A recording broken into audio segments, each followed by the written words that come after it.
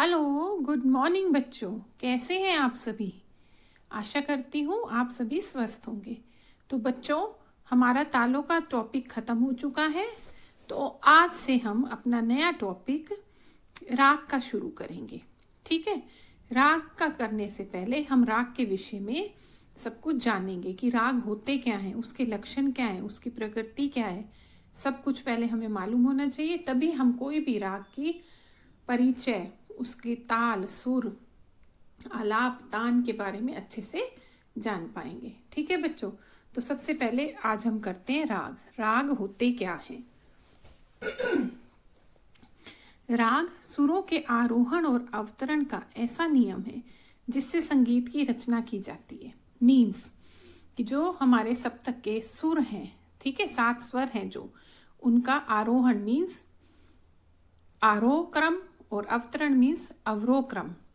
ऐसे नियम जिससे संगीत की पूरे तरीके से रचना होती है। दूसरा, राग शब्द जो है संस्कृत की रंज धातु से बना है। ठीक है। रंज का अर्थ होता है बच्चों रंगना। जिस प्रकार एक चित्रकार तस्वीर में रंग भरकर उसे सुंदर बनाता है, उसी तरह एक संगीतज्ञ मन और शरीर को संगीत के सुरों से रंगता ही है। ठीक है बच्चों, इसीलिए इसको हम रंगना कहते हैं। एक तरीके से रंज का अर्थ होता है रंगना। ठीक है। इसी के साथ साथ हर राग जो होता है, जो भी राग है, हर राग का अपना एक रूप, एक व्यक्तित्व होता है और उसमें लगने वाले स्वरों और लय पर निर्भर करता है। किसी भी राग की जाति इस बात से निर्धारित होती है कि उसमें कितने स्वर हैं। उसमें आरोह का अर्थ है चढ़ना और अवरोह का उतरना। ठीक है। संगीत में स्वरों को क्रम उनकी ऊंचाई निचाई के आधार पर तय किया गया है। ठीक है बच्चों। इसके साथ साथ एक चीज और कि कम से कम 5 और अधिक से अधिक 9 स्वरों की जो सुंदर रचना होती है और जो हमारे कानों को अच्छी लगती है, उसे राग कहते हैं। ठीक है। इसी के अंतर्गत ये रहा, इसी के अंतर्गत पंडित जसराज जी हुए हैं। वो कहते हैं, राग वो है जिसे हम घंटों गा सकें। हर राग के स्वरों का अपना फ्रेम है जिसमें हम लोग गा सकते हैं। अलग अलग राग का फ्रेम भी अलग अलग होता है और गाने का तरीका भी अलग है। राग में आप अपना दिल में जो भी आए वो गा सकते हैं, पर फ्रेम के अंदर रहकर। कहने का मतलब ये है, पंडित जी का मतलब ये है कि राग जो है ऐसे हैं जिनको हम बिना रुके लगातार गा सकते हैं।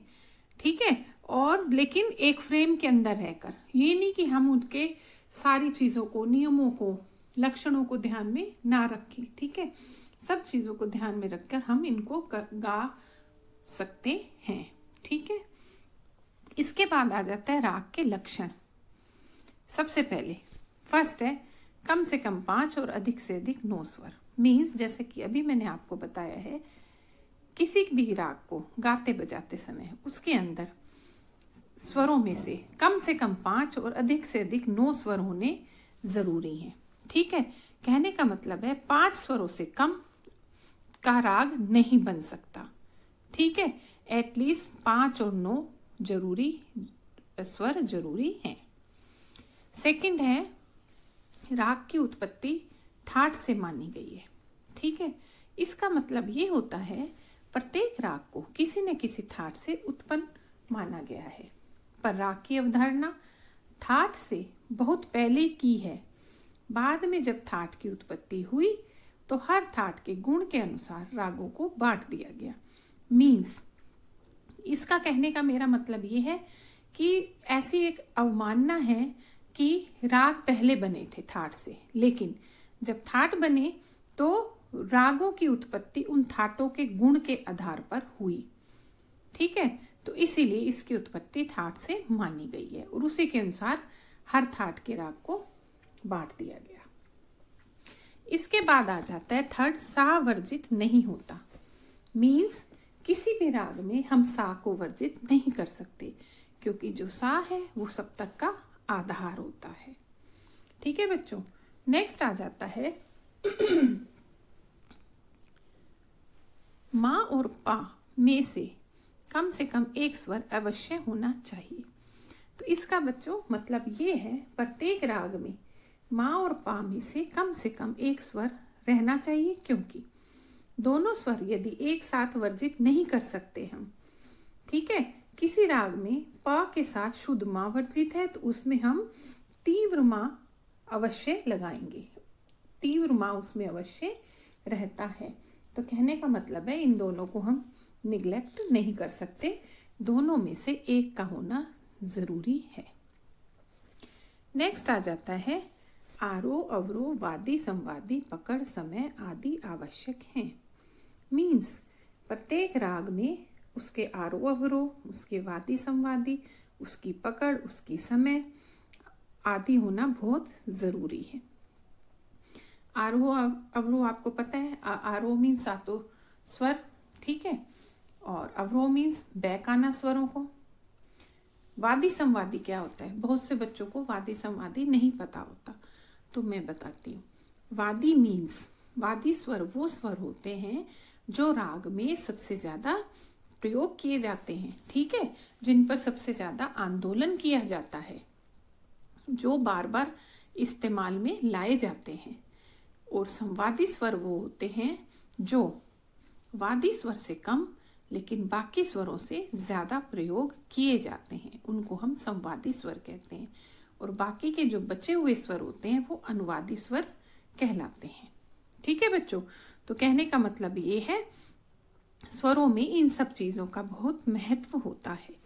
फिर नेक्स्ट आ जाता है स्वर के दोनों रूप एक साथ एक दूसरे के बाद नहीं प्रयोग होना चाहिए। मीन्स किसी भी राग में स्वर का दोनों रूप एक साथ एक दूसरे के बाद प्रयोग नहीं होना चाहिए। जैसे फॉर एग्जाम्पल बताती हूँ तो आपको समझ आएगा। जैसे कोमल रे और शुद्ध रे, अथवा कोमल ग और शुद्ध ग दोनों किसी राग में एक साथ नहीं आने चाहिए। यह संभव है कि आरोह में शुद्ध स्वर और अवरोह में कोमल का प्रयोग किया जाए। जैसे फॉर एग्जाम्पल लेते हैं राग खमाज, राग खमाज के आरोह में शुद्धनी और अवरोह में कोमलनी का प्रयोग किया जाता है, ठीक है बच्चों। तो ये राग के लक्षण हुए, मैंने अब आपको राग क्या होते हैं और राग के लक्षण क्या होते हैं।